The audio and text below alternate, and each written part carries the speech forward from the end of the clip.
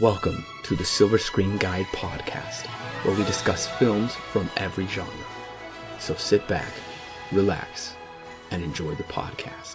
Today we are discussing Ghost in the Shell. No, not the 1995 anime, the 2017 live-action film. This is your co-host, Corbin. I'm Allen, and it feels like it's been a long time since we recorded, but to those who are listening, probably not, because we took a 3-week break, but we recorded three weeks in advance to get to this point for vacation and other things of the like.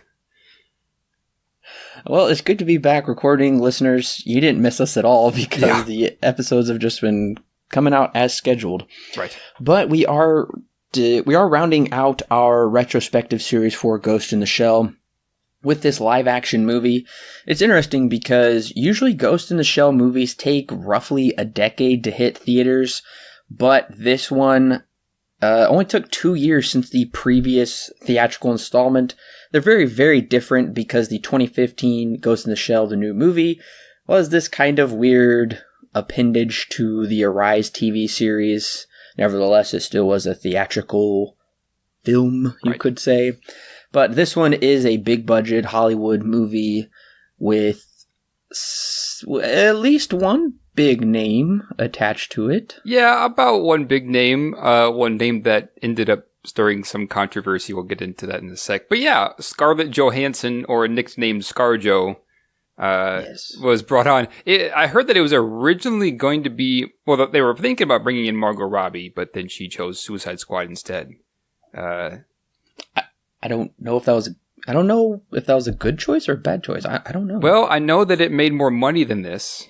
So maybe a good choice in terms of financial gain, but not necessarily in terms of quality. I guess we'll find out. I mean, who was just nominated for the Academy Award? That's true. Oh, I don't like that statement. Well, Ghost in the Shell came out March 31st, 2017. It was directed by Rupert Sanders, and this is actually his second major motion picture. His first was Snow White and the Huntsman. So, of course, you give him Ghost in the Shell, I guess, for the second movie. Right. Yeah, that's always a good idea. Yeah. Anyways, this movie, I guess, technically they pared it down to... They gave 3 people the writing credits. This movie was written by a bunch of people, but I guess technically it was written by Jamie Moss, William Wheeler, who I believe has worked on Ray Donovan, the TV show, Lego Ninjago movie, the Disney movie Queen of Katwe. Okay. Also Aaron Kruger, who did Scream 3, The Ring, Ring 2, Brothers Grimm, Transformers 2 through 4, and the new Tim Burton movie, Dumbo. Interesting. I don't understand why some people get to write certain movies. Like I don't either. Yeah, like you were saying, there's a bunch of people on this. I think one of it was one of these screenplay writers, or the screenplay writers said that there was like 6 or 7 people that they were thinking about to help write this movie. There were a lot of writers that went through, and only about a handful of them got the writing credit, of course. But yeah, this went through quite a number of writers before settling on whoever we got at the end. We don't have any writers that were really associated with the anime or with the manga. I don't really understand that choice. I know Mamoru Oshii, the director, they did bring him in for a little bit just to kind of get his thoughts on what they were doing, and he was really hunky-dory about it. He said, I think Scarlett Johansson is doing awesome, and I told Rupert Sanders, don't worry about my movie because it's just amazing and super beloved. You just do your own thing. And he was really cool about it. Right. Yeah. I mean, it's kind of nice that the director just essentially gave up his property and said, yeah, you do what you need to do with it, what you feel is right for it to go, whichever way it needs to go. And don't worry about what my thoughts are. Essentially, he just is telling him, yeah, do what you need to do. And that's quite an interesting thing for a director of as you said, a beloved, at least 1, maybe 2 movies, at least the first one, would say something like that when he's had such a cultural impact with at least the first one, which is kind of nuts. The movie stars Scarlett Johansson, Pilou Asbach, Beat Takeshi Kitano, Juliette Binoche, Michael Pitt, Chin Han, and Peter Ferdinando. Yeah, so safe to say that really Scarlett Johansson is the only recognizable name, at least to an American audience. I'm not entirely sure how popular the rest of these guys are, but yeah, Scarlett Johansson is definitely the biggest name here. I honestly feel like I've seen Juliette Binoche in something, and I think it's Chin Han. He is the bad guy for kind of the first act of The Dark Knight that he does with it in Hong Kong. Gotcha, okay. That's right, yeah, I forgot about him. Yeah, he's in a number of American films. He's in quite a few. Dark Knight, as you just said, is one of the big ones that he's been in. He's been in quite a number of more, not necessarily lead roles, but definitely secondary roles. I did want to mention the music is done by Lorne Balfe, because the music was quite influential in the original movie. Right. We'll talk about what we think of the score for this one. But, I mean, Lorne Balfe, he's done a lot of TV shows. He did the score for the video game Beyond Two Souls. I think this is the first time we've ever discussed someone's score that has also scored a video game. Yeah, it's not uncommon for pretty big name directors to go on and do, and score a video game. Hans Zimmer did Modern Warfare. I know at least he did 2, at least the main theme. And then there are a number of directors that do end up doing video game music. So that's not very uncommon. We just don't ever talk about it because, at least this far, there hasn't really been a video game that we've really needed to mention the score that we reviewed. I didn't know that. That's interesting. Yeah. It's not, you don't really necessarily notice it, but it is a thing. I should also note Lorne Balfe was not the only composer for this soundtrack. Also, Clint Mansell. He did some more famous things. He did Black Swan, Requiem for a Dream, and the Matthew McConaughey movie Sahara. Oh yeah, I have seen 2 of the 3 of those that you've talked about. Yes, he does a great job in Requiem for a Dream. Can't necessarily say the same thing for Sahara, but he's a pretty good composer if you get him in the right context.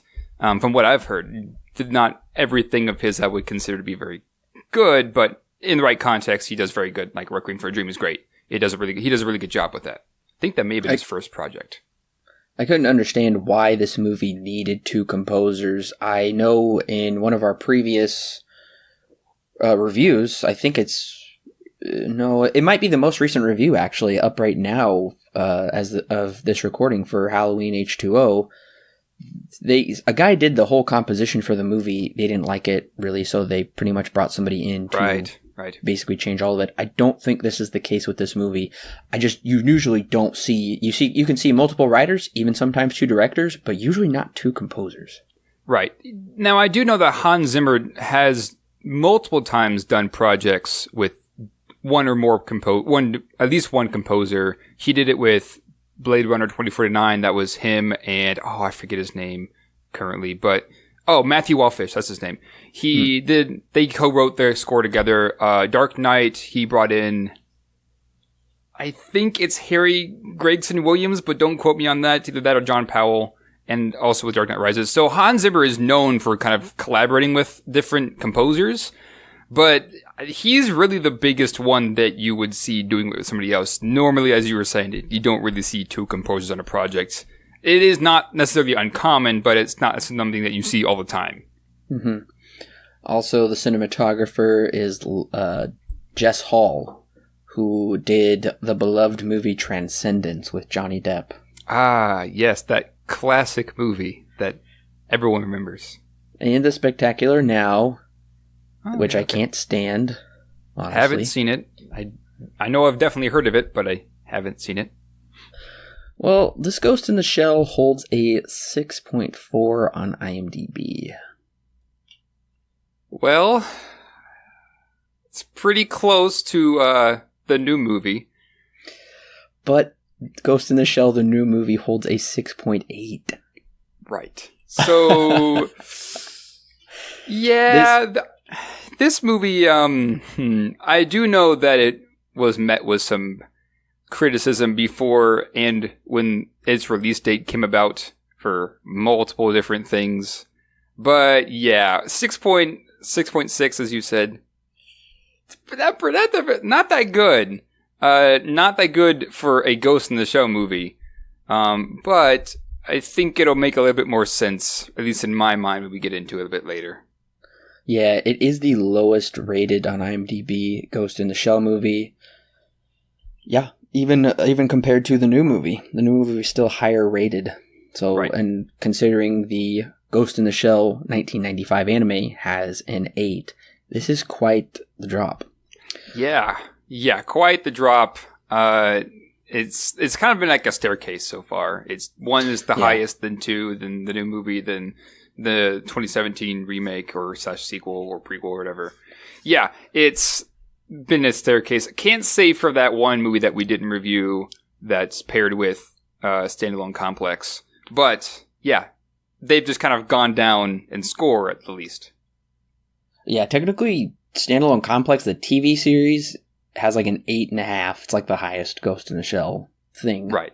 The TV shows typically get a very high score compared to really any movie.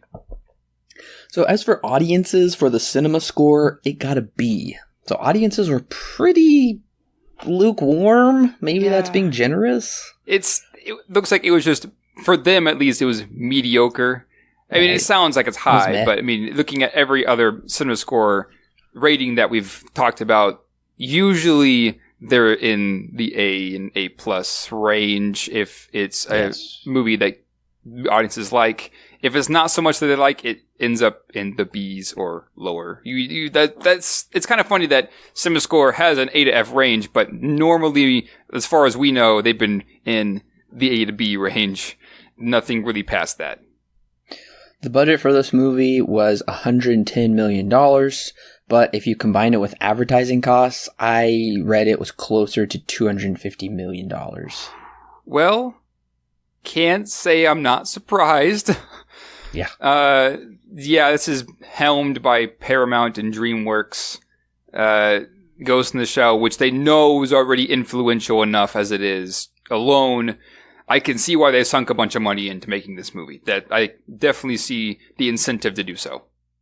Well, let's talk about the box office. For a big budget movie like this, they were really banking on this movie connecting well with audiences. Honestly, they can like their sci-fi here in the US of A with their Star Wars, or they can hate it with Jupiter Ascending. It's just kind of anyone's guess. I don't know.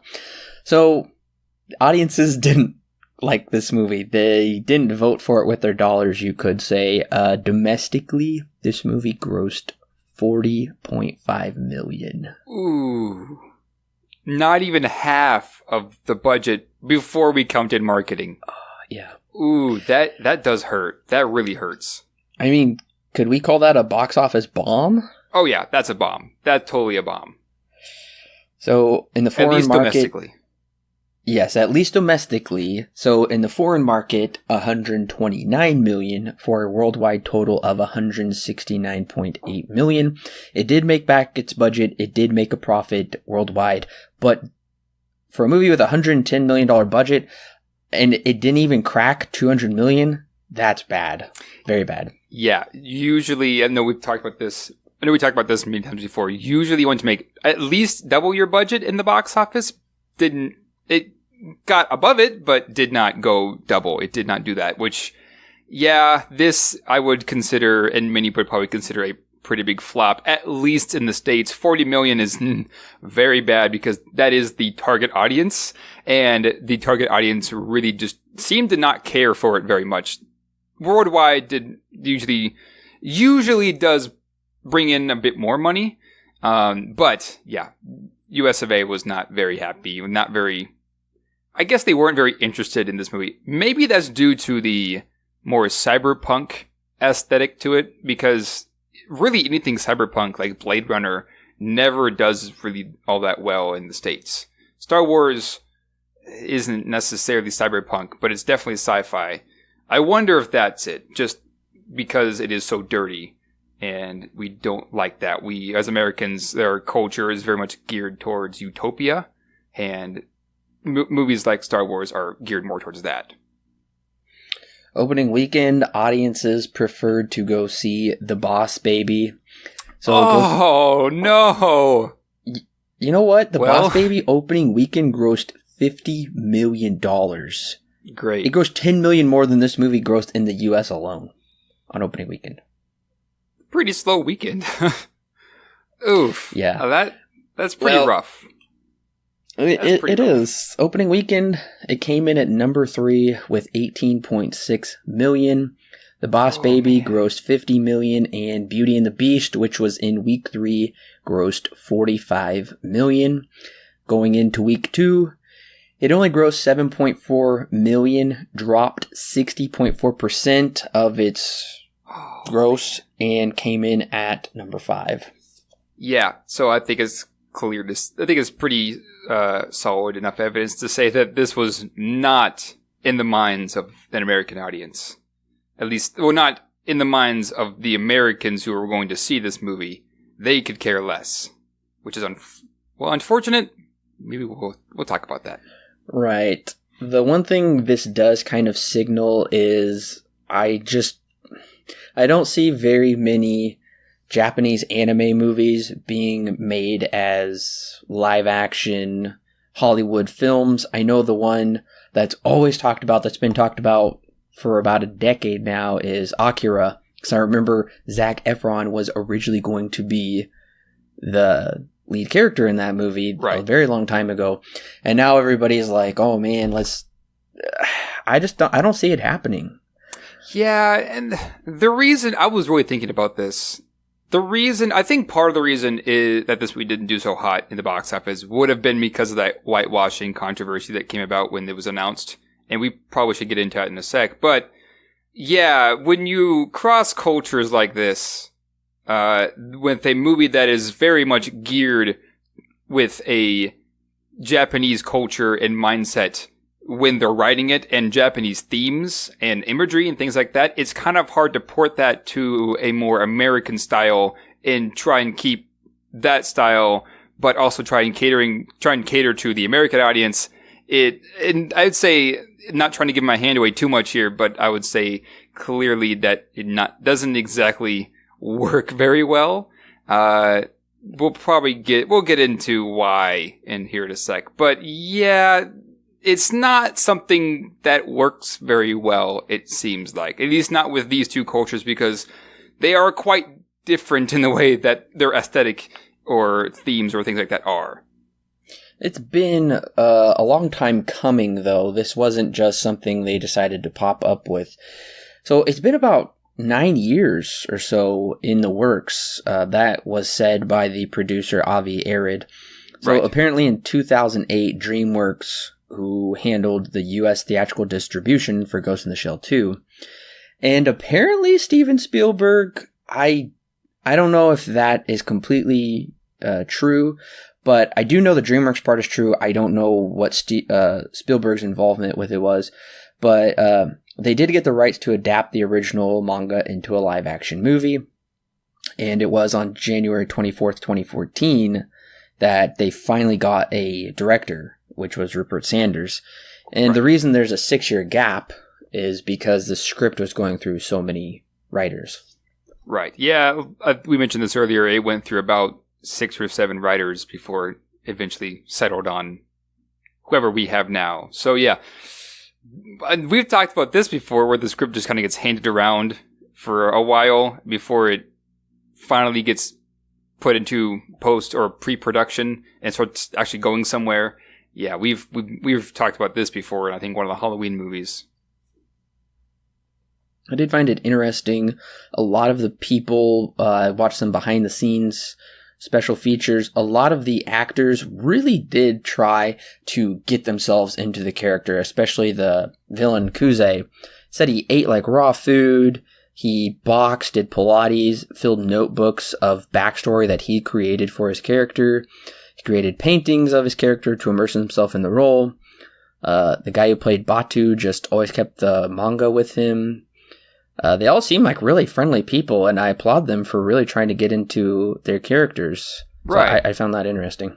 Yeah, that is interesting. I mean, it doesn't sound like they went full method actor, but yeah, it's definitely clear that they're trying to embody these characters that have been portrayed before, and I think in their minds they were kind of aware, at least with Bateau, he was I wouldn't imagine that he was very much aware that he's going to have to fill some pretty big shoes because of the anime that have come before this. Or, I guess this isn't technically an anime, but before this movie. And, from what I got in the special features, everybody involved with this movie was really excited about it, and they really did want to try their best to bring the manga to life in a live-action way. Rupert Sanders seemed like a really nice, genuine guy, and because he said he kept the manga with him, he took a lot of still images from all of the movies, and looked at those, kept referring back to those. He tried to recreate the world while still doing his own thing. So I do like to hear that this wasn't just a cash grab, and clearly that didn't work out anyway. So I was glad to hear at least there was passion behind this. Right, yeah.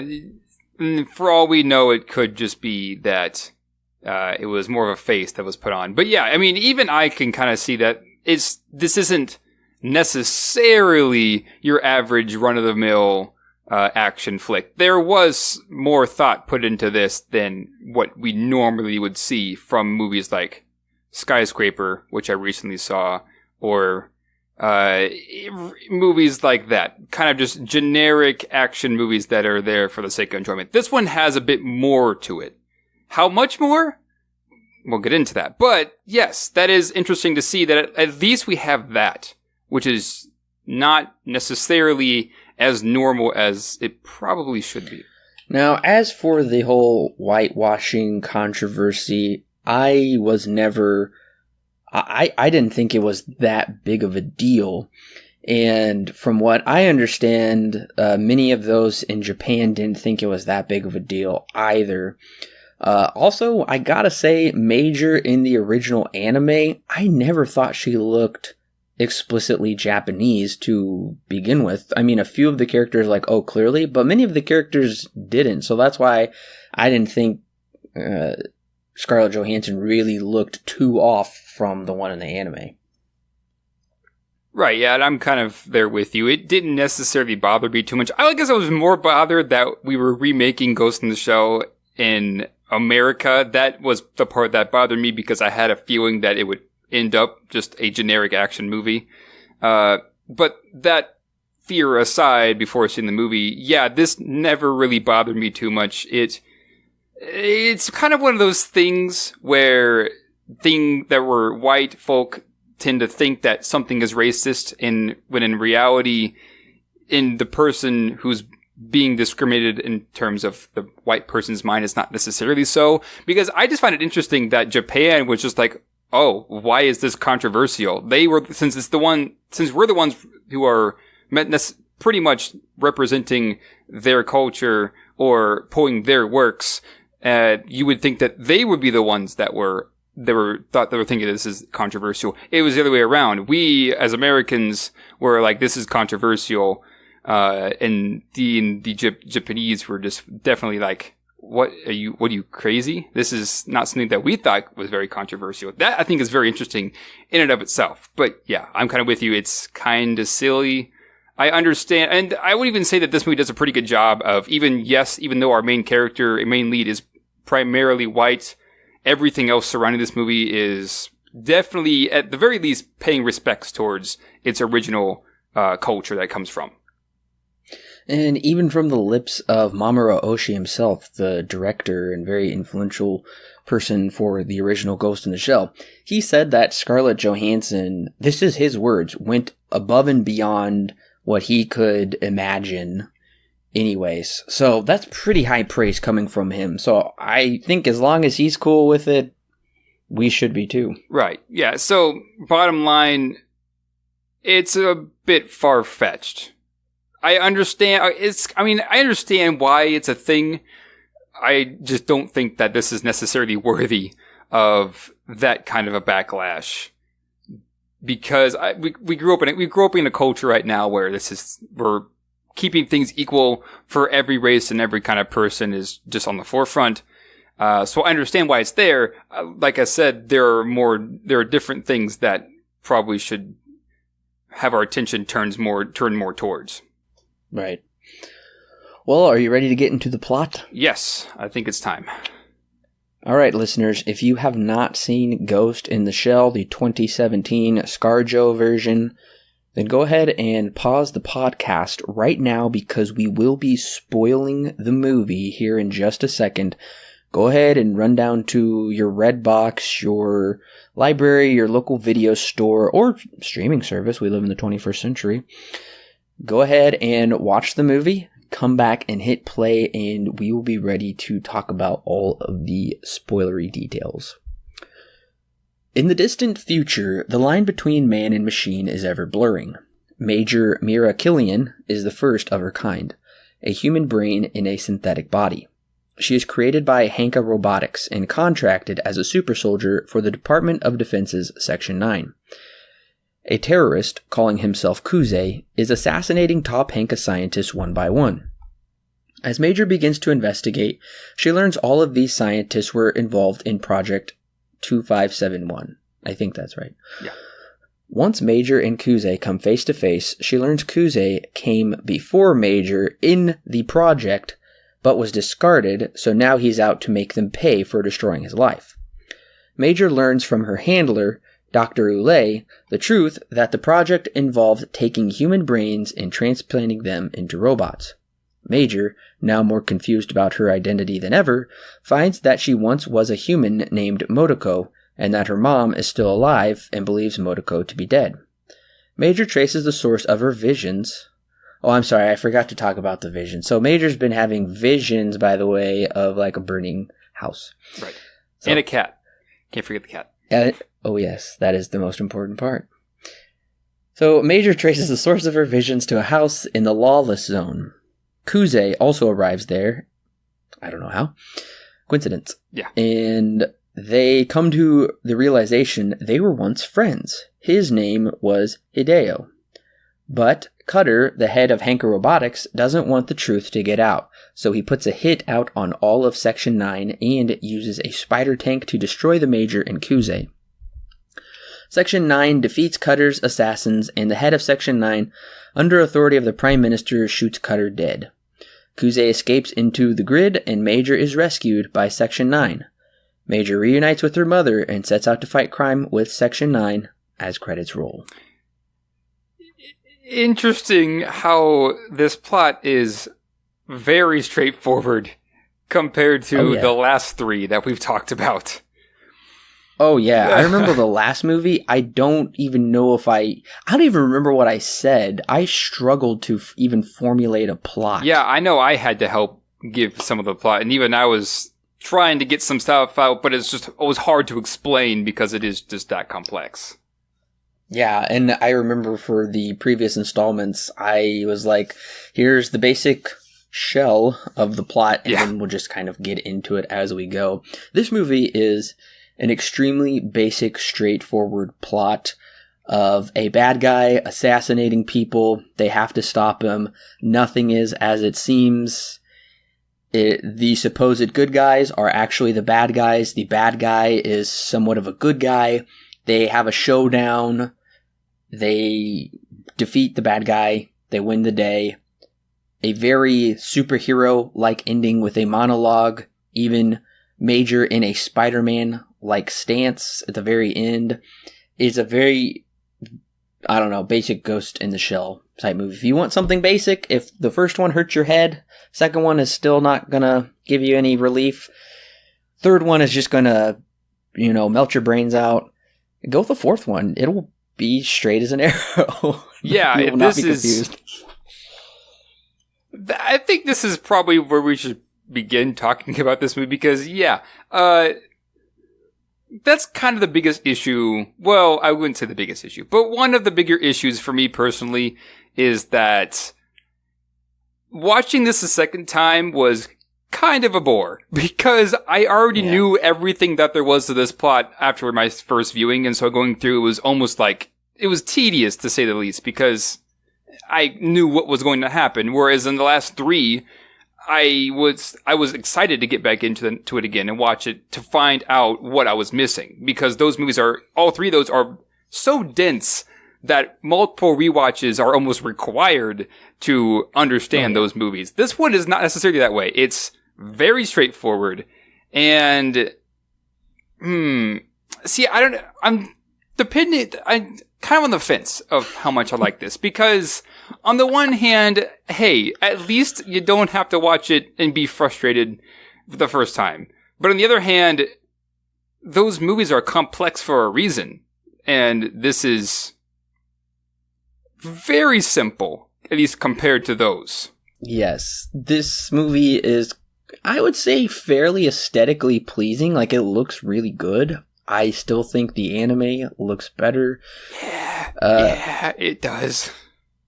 But that's just surface level stuff. I mean, if you want to look at something nice, then this movie is worth it. But I don't know if the issue with this plot being so straightforward and basic is because it went through so many writers, or because they think an American audience wouldn't enjoy something so philosophical. I don't know. I don't know. I feel like they might have had... Honestly, I feel like they just wanted to make a basic movie and just kind of use Ghost in the Shell as the skin for it. Right. I honestly don't think they're trying to dumb it down. I think from everything I just understood, they just wanted to make a basic action revenge movie. Right. And I personally would blame the more American style because just in general, American movies are always pretty simple and they're always hyper realistic and stuff. That's just how it is. And being that as it may, Ghost in the Shell is not necessarily prepared for that kind of a style change. It could be multiple reasons, like you were saying. It could be the multiple rewrites. It could be the American style. It could be that they already had an action movie planned out and they just put Ghost in the Shell skin on top of it. For all we know, it could be all three of those things. And the reason why this doesn't really work very well is because, as I mentioned just a second ago, these movies, the last three that we've reviewed, are pretty complex films. And when you try and dumb it down, you've lost a lot of what makes Ghost in the Shell Ghost in the Shell. Very philosophical, questioning what does it mean to be human, what makes a human, questioning how information and humanity are linked together, things like that. Even the third one, although I would consider this be a bit more on the philosophical end than number three, it at least compensates for its complex plot, where in politics, which is why I had a bit more fun watching it the second time, is because even though that was confusing, I was able to piece that part together. This one's very simple. It doesn't need multiple rewatches. And I've said before that I don't need to watch a movie again.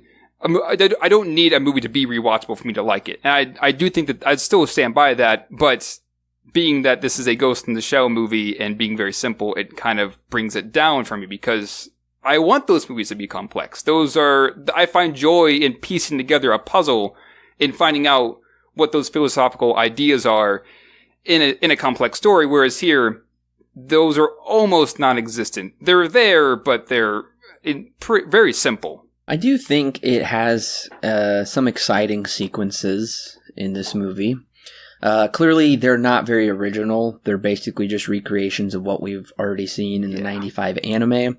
But I will say, when we first start this movie, I am into it. I'm excited. I do think it could be a little more exciting, but I think it all looks fairly well done. The action and the stunts, the way it's edited, the kind of cool geisha robots, which is also, that's taken from Ghost in the Shell standalone complex. And number two, I would say that as much too. Oh yes, that is true, especially when they say, help me. Yeah, help me. And please. Then when I think in the same, like right after that, the face like opens up and you see the inside mechanisms of it. That happens in 2, like the very beginning. That's exactly right. But that kind of didn't pay off, I feel. It was kind of a thread. They went to that scene in 2 with the doctor and the cigarette and stuff. They went there and then it just dropped completely.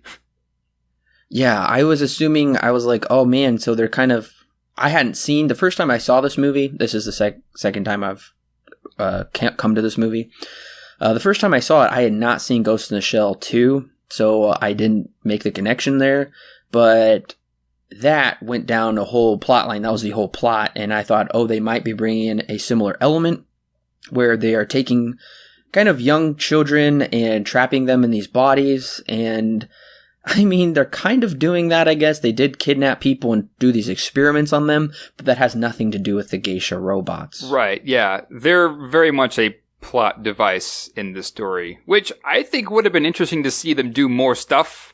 Maybe not the same way that they did in 2, because that one's very centered towards those geisha robots, but I think it would have helped if they did more. They're just kind of, they're almost a throwaway idea here. Just kind of like, okay, well, this is in 2, so we have to have it. Okay, now we can move on. Yes, this movie is very much a hodgepodge of ideas from other Ghost in the Shell material, because geisha robots trying to take these business people captive is the plot of an episode of Standalone Complex, like I said. And then also in Ghost in the Shell 2, this whole opening scene is meant to mirror the very opening of the original Ghost in the Shell. Also, when she fights the trash truck man in the water. Right. That's also pretty much another recreation. So this movie is fairly much just a combo of other Ghost in the Shell material.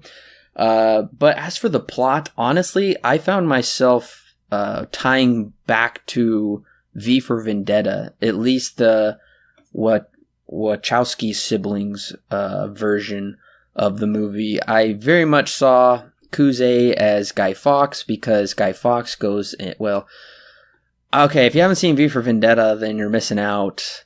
Yeah, good movie. I'm trying not to spoil it here, but basically very similar plot elements and plot threads of killing scientists.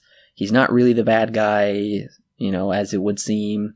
Kind of overthrowing the system, overthrowing the government, a big showdown at the end. So I just couldn't help but realize and think, like, this is so similar to that, but it's not like that in itself is an original plot, really, to begin with. Right. This is, especially when we get to the scene, I'm not trying to jump ahead here, but I can pinpoint my moment of just wanting to check out and being aggravated. And that was when Major and Kuze come face to face. And honestly, the acting is just bad there. Even from Scarlett Johansson, where she's just like, what? No, it can't be true. Yeah. Just that whole scene of nothing, everything is a lie. Nothing is as it seems. I'm like, that is so unoriginal and boring. Yeah, how many times have we seen that plot where nothing is as it seems, it's all a lie? Mm-hmm. That's so overly used. It's unfortunate that Ghost in the Shell had to take it.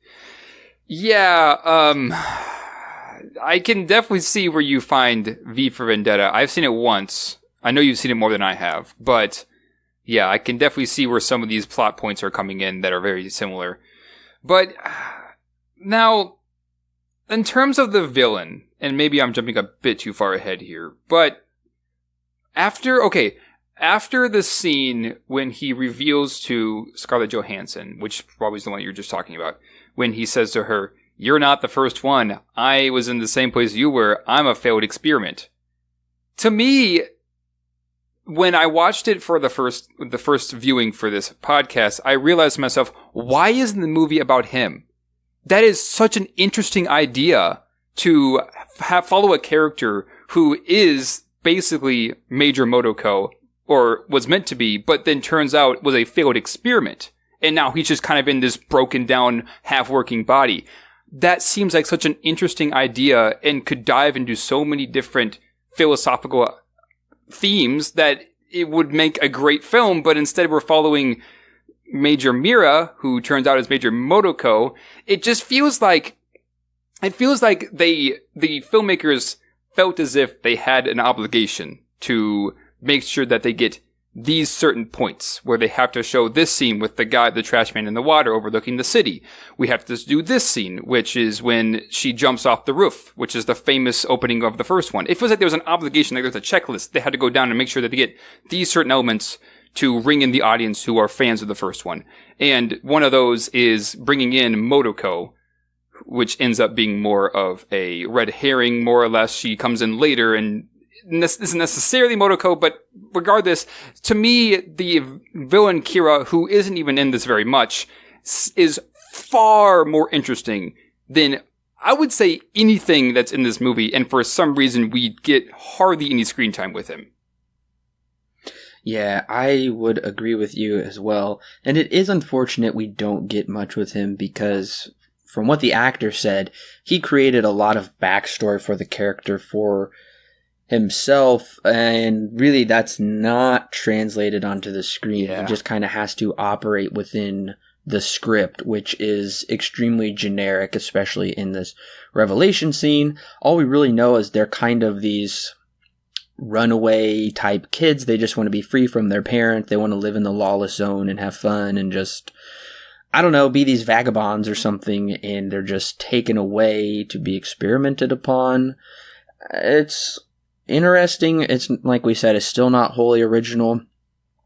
But I did find it interesting that, according to the special features on the disc, the Kuze character is a combination between the Puppet Master from the first movie, the Laughing Man from Standalone Complex, and a character named Kuze from Standalone Complex 2. And they showed footage of all of them. So it's, I mean, those are all incredible characters, but I just feel like we don't get, that should be an epic character, and I just think from what we get, we don't get that on the screen. Right. And you know this phrase, the movie is only as good as the villain? There is really hardly any villain here. I would just say in general, the villain here is very confusing. I guess I should probably say the antagonist of the story is kind of jumps all over the place. Because at first we think it's Kuze, and then when they meet, turns out, no, he's actually a good guy, and then it turns out that the bad guy is actually the doctor, who I would now claim as Dr. Exposition, because really the only thing she does is just spew exposition. And then turns out, oh, it wasn't her fault, it was this other guy's fault. The same, I forget his name, but there's a guy who wants to bring down Section 9. At least in this certain area of the movie, the antagonist just kind of jumps all over the place, and it reaches a guy that I could care less about. He's not an interesting character in the slightest compared to Kuze, who, even if he ended up being the villain of the whole story, it would have made it so much better. But we only spend, I would say, maybe 7 minutes with him on screen. And that's kind of being gracious with it. It feels like their intentions, like I said, were more towards a checklist than they were telling a compelling story. Yes, speaking of that doctor, I really did get annoyed with her character. I just felt her acting, her line delivery was just fairly bland. And I think that just kind of goes to everybody. It's just kind of bland in this movie. I do think everybody is trying their best. Everybody seemed very excited to be a part of this, but there's just not a whole lot of meat to chew on here. Yeah. I mean, they're trying to capture the style, which is always pretty monotone of Ghost in the Shell, but as you were saying, it doesn't really give them enough to act with and show off that they are good actors or actresses. It just is kind of monotone. What did you think of Bato? Parts of me are wondering why he's even in this movie, because I understand his importance, but I don't feel like he's absolutely necessary. Because it is interesting. We get the dog back. We get Gabriel back here. And they do kind of push that further, but for all I know, it could be in something else that's in Ghost in the Shell with the cat, as we kind of mentioned earlier with the dreams, because Bato is very much focused in linked towards the dog, Gabriel, which is like this old beagle. And as we talked about in Ghost in the Shell 2 Innocence, that beagle is more or less a representation of reality. And they do talk about reality versus fantasy in this movie a number of times.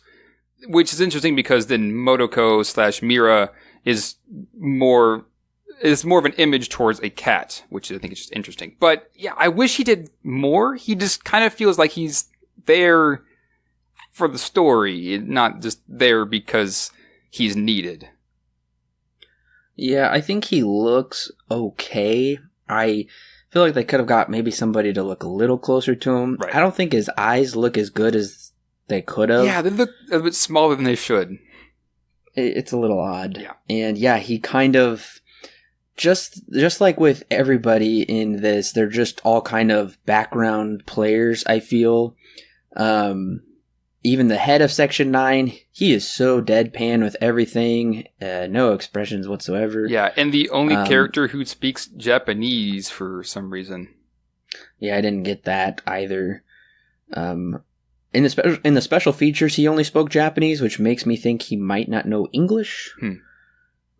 But also, they brought back in... I'm drawing a blank on his name, but he's been in all of the movies. He was Bato's sidekick in the second one. Togusa was in it also, but they were all just background players too. And it's unfortunate too because Togusa was hardly used. If I could pick any of the characters to write out, it would have been Togusa because he does basically nothing in this movie. And being a character who is basically all human, they could have played off of that, but they don't for some reason. And for a story that's focused on human brains being put inside these mechanical bodies, you would think that they would focus more on Togusa's character, who is completely human, but they only serve it as one line, and then that's it. He does hardly anything. He's basically a worthless character in the story.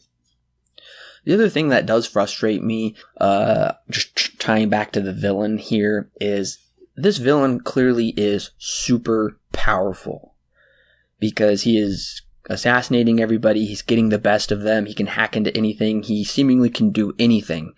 So if he is this powerful, why would they throw him away? Because he doesn't look good or something? I don't think that's the case, because they're talking about how he can transfer bodies or something. Right. I just was thinking about wait a minute, so this guy is super powerful than all of you, and he's a failed experiment? How so? That just bothered me. Right. From what I gathered, they were more or less going for basically Frankenstein. Frankenstein. They were basically going for whatever Mira turned out to be, except only kind of, because then they try to kill her later on. But regardless, he had issues with his brain communicating with the rest of the body, if I remember that right. It ultimately doesn't really matter, except that we know that he is also the same as Mira. They've gone through the same thing, but he was just a failed experiment. So, correct me if I'm wrong, but in the original Ghost in the Shell, it is briefly hinted at in a dropped line that Major used to have a human body or something, or she had a human brain. Is that right? She has pieces of a human brain in her, but she's, for the most part, is a cyborg. There are small bits of human brain inside of her, I guess, shell, but for the most part, she's basically a cyborg. Okay, I felt like I remembered there being some hint of her having a past life where she possibly was a human or something like that. So I feel like they're just kind of extrapolating on tiny bits that are just maybe hinted at in the other movies, and they're trying to make a story out of it with her family and background and just different people. But I mean, honestly, everybody in this is fairly cookie cutter, I feel. Yeah, which is so unfortunate because these characters, at least in 1 and 2, are just so interesting because of the way, in the first one, I pointed out the scene on the boat when she talks about perception, and it's such an interesting idea coming from mostly cyborg and mostly a robot for her to say this kind of stuff. Yeah. They're pretty flat. They aren't necessarily very dynamic. I would say at least Mira gets something, and Kuze gets something, I guess. But they're really the only two characters that I would even say go anywhere. Nobody else really does anything. At least they don't really have much of a character arc. No, they really don't, and I feel like I just don't care about the arc of this movie. anyways. No matter how much action they can put in this movie, because they are really just trying to drive home the action of it all. Just kind of focusing on, oh my gosh, she's actually was a human, all this horrible thing is done. And I really got this from the special features were fairly insightful, because they think they're writing this amazing thing about what does it mean to be human and have family, and what does it mean to have an identity. And they're like, within our lifetime, this will happen. There will be a brain in a robot. And I'm like, well, you guys didn't really give me much to think about. Yeah. While watching this movie. Right. I just gotta say, I wasn't too invested. I did think it was interesting that Mira is actually Motoko, and they're different bodies, and she still has a mom, and just a different person. I mean, I guess I found that to be somewhat interesting, but ultimately I didn't care too much. And I thought the final fight with the spider thing was fine. Not as good as the original, but that's just mostly my thoughts on this movie entirely. Right. I liked the visuals when she did the deep dive. Yeah, those into the geisha robot. Yeah, those are pretty interesting. I'll give you that much.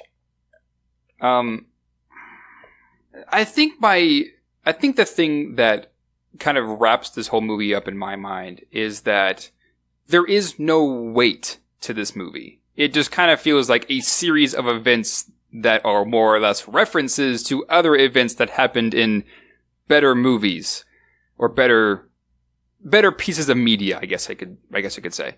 Because in at least the first two, because I can at least judge those, you feel this weight because Motoko is struggling to understand what does it mean to be human, because she herself is so close to being a human, both biologically, at least in terms of her mind, and then physically she's more artificial, that she begins wondering. It makes sense.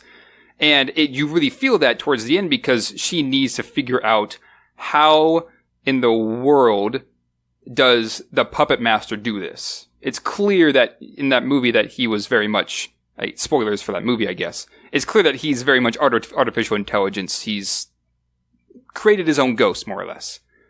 You don't get that here. It's kind of referenced here and there, but you don't get that same weight. It's very streamlined. It's nothing that goes too deep for whatever reason. And that's so unfortunate, because I think that if they had done it right, this could have been a really good movie. But instead we get this Americanized utopian view of Ghost in the Shell, which is not what Ghost in the Shell really is when you really think about it, because it is asking those scary questions and diving deeper into this meaning of humanity and focusing deeper in the mind and those Japanese ideals. This doesn't really do that. It's, once again, very surface level, plays it very safe, which is something I find myself repeating with all these American blockbusters that are coming out.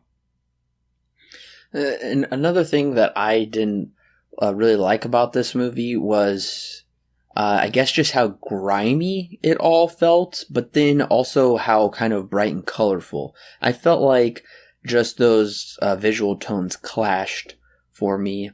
So although the story was fairly straightforward, I felt they were having some trouble keeping some consistency with the look of the movie. Yeah, I don't think I like this movie, at least its look. I don't think it looks fine, but in terms of a Ghost in the Shell movie, it's too pretty. And that's kind of the big problem, is that it's too perfect. Once again, utopia, it's just an American thing, but it's too perfect. It's not, because okay, I honestly feel that the original anime, which is animated, it's a cartoon more or less, is more realistic and more engaging than this movie is, which is a live action adaptation with air quotes, than that is. And I find that crazy to say.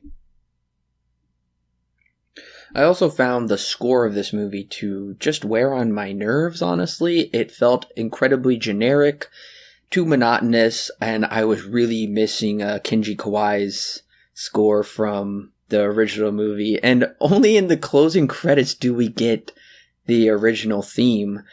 I was just so disappointed with this score and with their choices. Yeah, this score is not very good.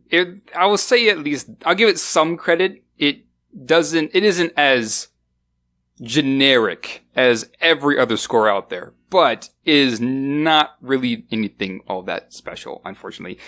At least at the very end credits we get that original theme. I guess it's actually a mashup of the theme from 1 and 2. But, I guess we do kind of get hints of those Bulgarian harmonies and the Bulgarian choir that comes in only once or twice, and it really isn't anything that's that big of a deal. The music has taken a huge step backwards. It's taken a huge back seat.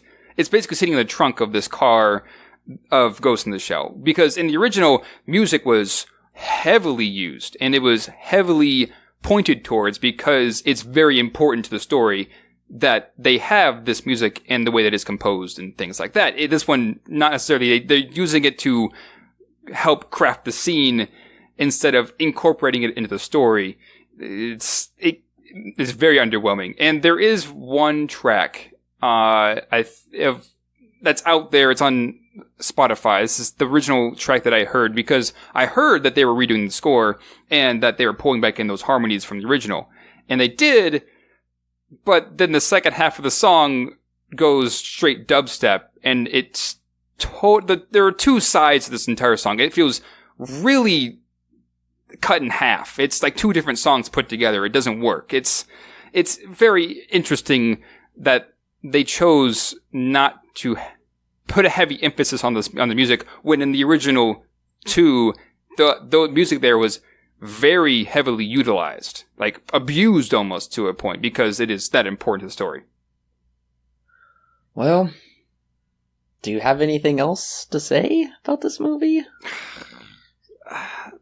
I guess I've kind of already said this, but this movie just kind of feels like a collection of scenes from other Ghost in the Shell properties. And they put it all into a movie and put a American glaze over top of it and said, ta-da, Ghost in the Shell. It feels like a collection, like you took a bunch of Lego pieces and made your own creation, and it isn't as cool as the one that comes with instructions. It just doesn't feel like it's organic enough for it to be a Ghost in the Shell movie.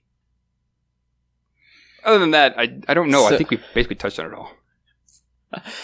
So, I just don't feel like this movie warrants too much more of our time. Yeah, that's kind of the problem, though. There's nothing really to talk about, which is so unfortunate. It is unfortunate. This is the end of the retrospective.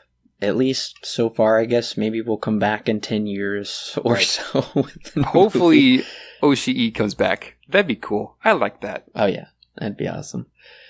Well, Alan, what is your rating and recommendation for Ghost in the Shell 2017 version?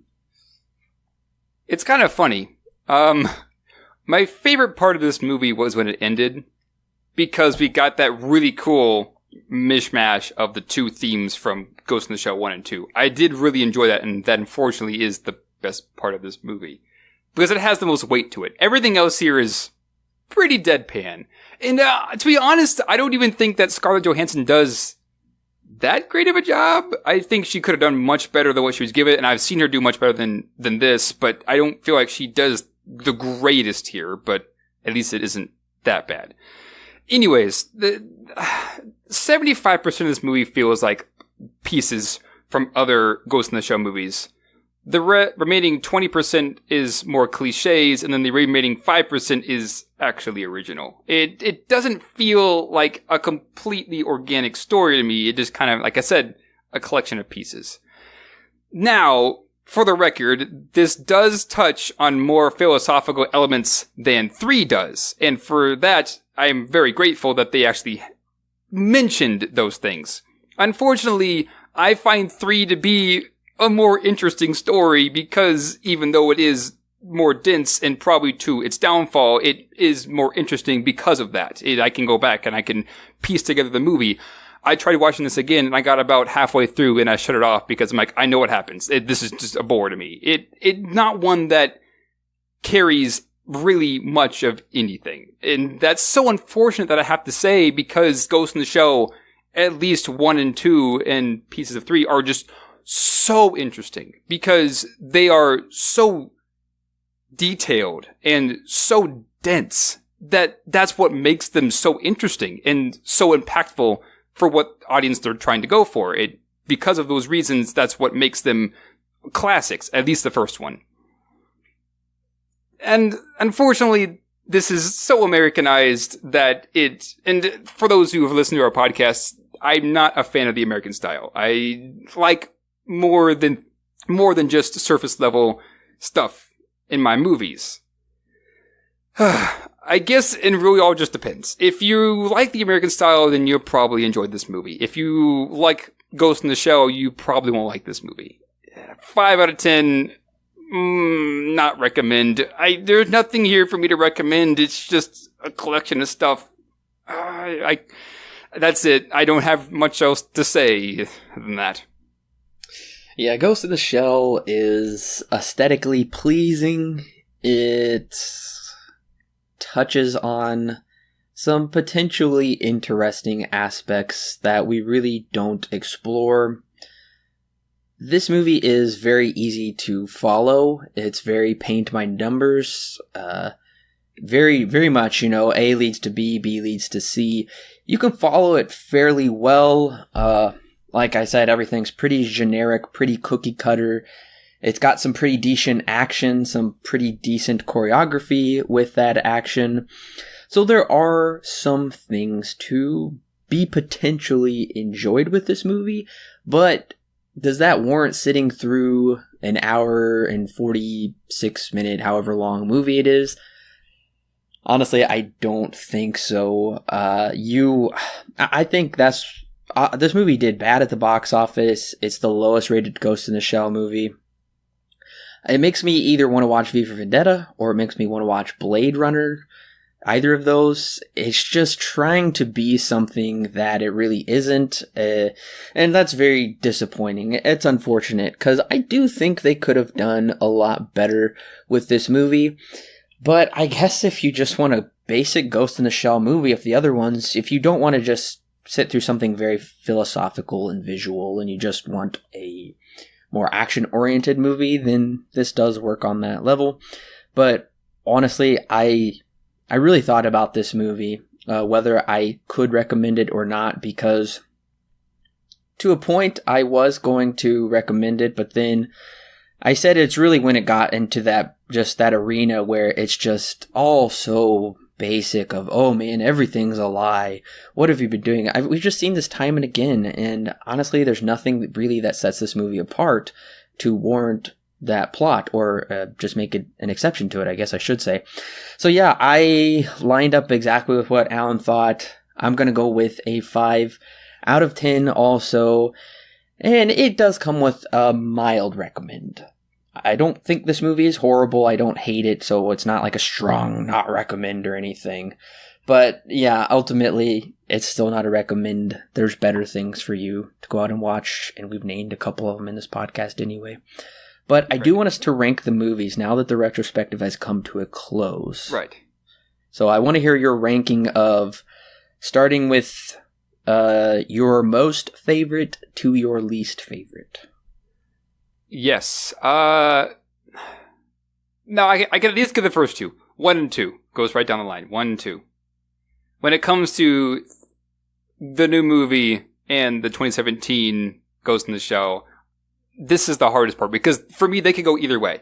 There are things in 3 that are worse than things in the new one or 2017 version, but there are things in the 2017 version that far outweigh the one from the new movie. And it's really hard.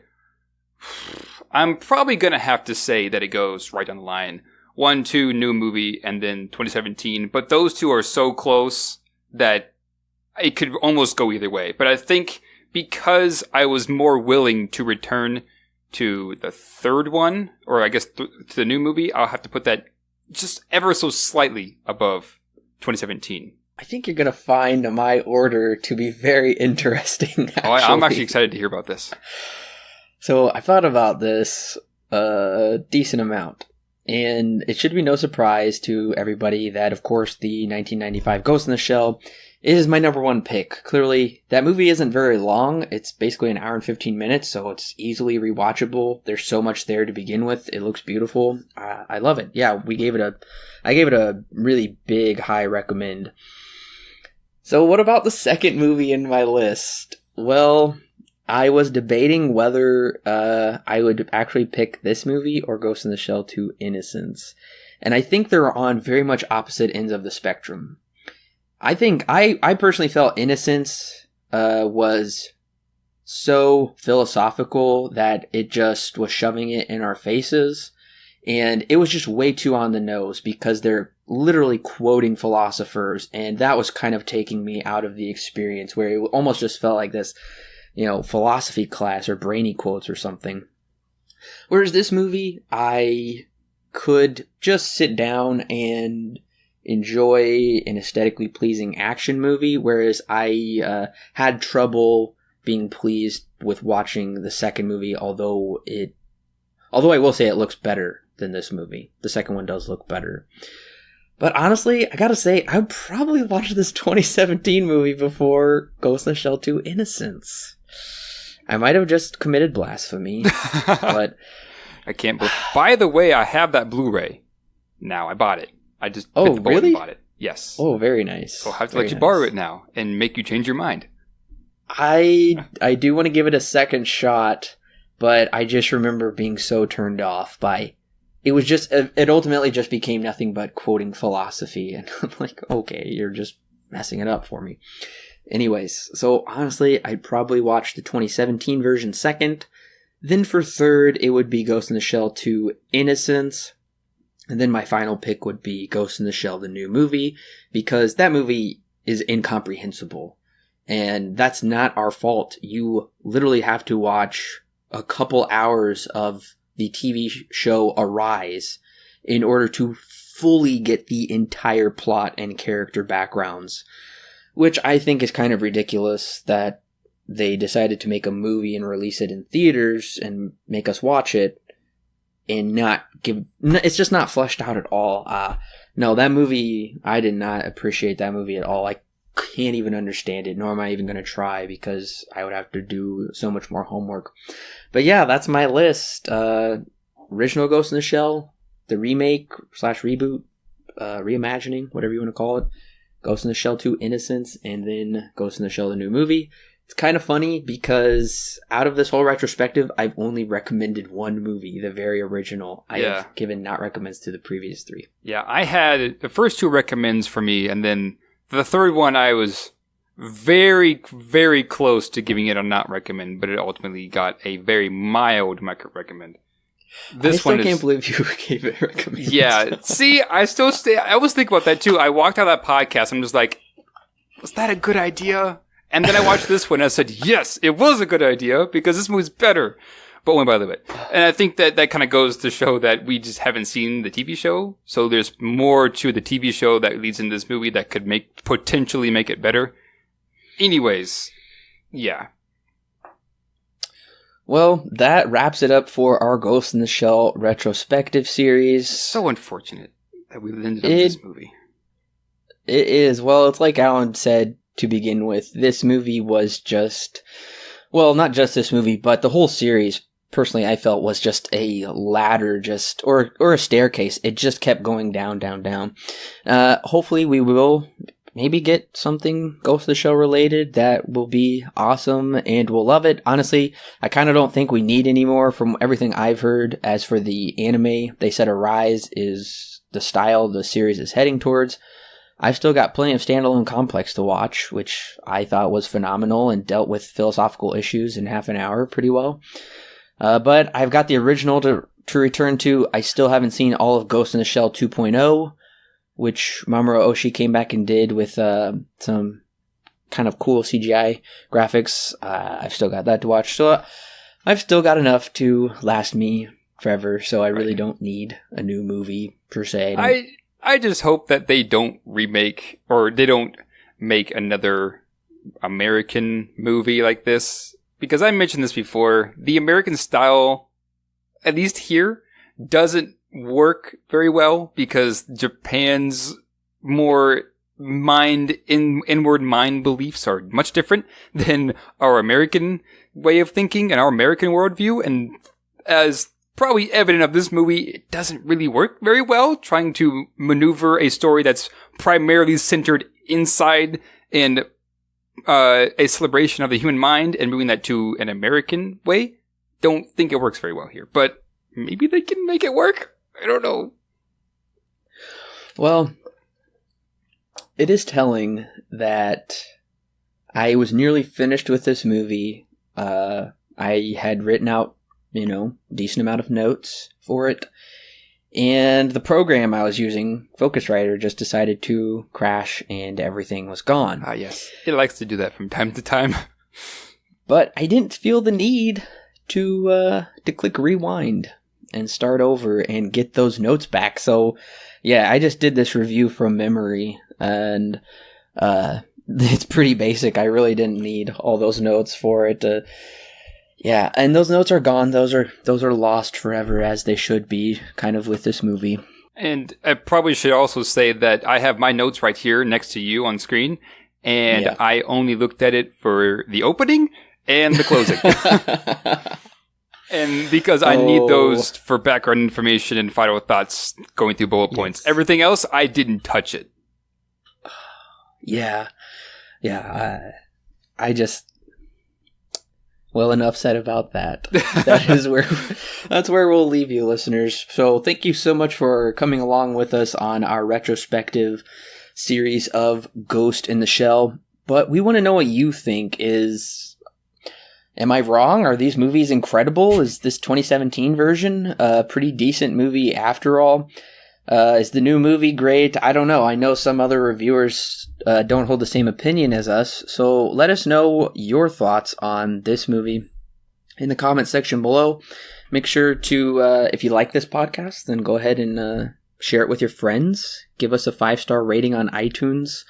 We love talking about movies, and we love talking about them with you, and that's what Silver Screen Guide is all about, is giving you a guide to the cinemas that we can talk about together.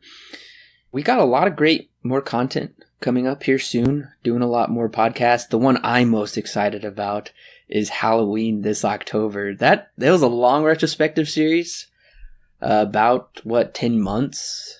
Yeah, there are 10 movies, so yeah, 10 months in total.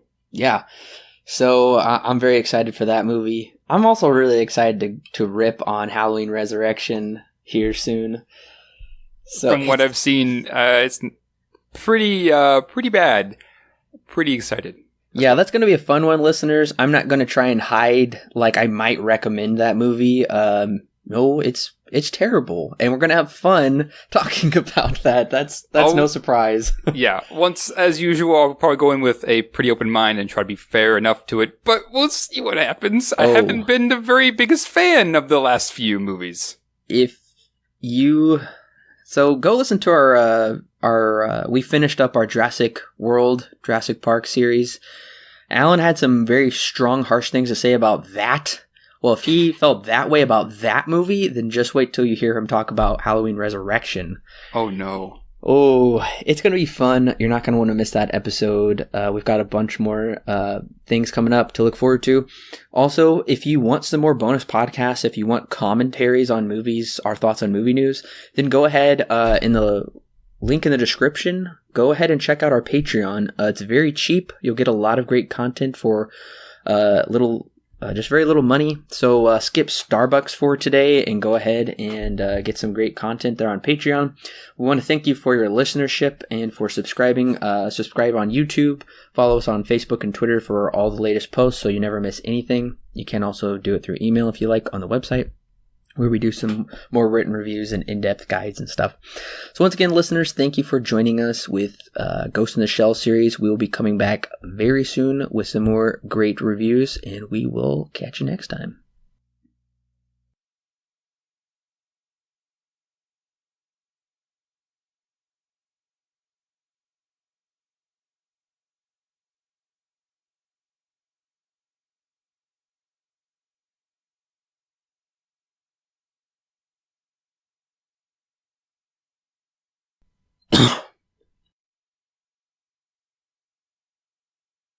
Ghost in the Smell. That's what this movie should be called. Ghost in the Smell.